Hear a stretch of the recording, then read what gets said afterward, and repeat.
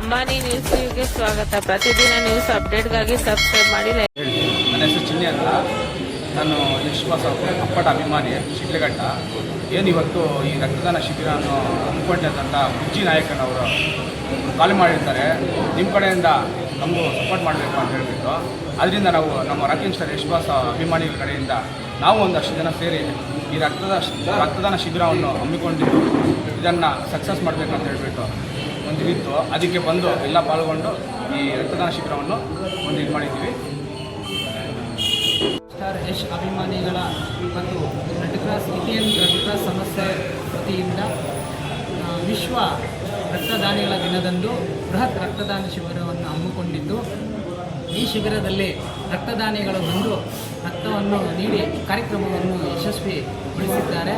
ಎಲ್ಲ ರಕ್ತದಾನಿಗಳು ಈ ಸಂಘಟನೆಗಳ ಕಡೆಯಿಂದ ವಂದನೆಗಳು ಹೇಳುತ್ತಾ ಜೈ ಹಿಂದ್, ಜೈ ಕರ್ನಾಟಕ.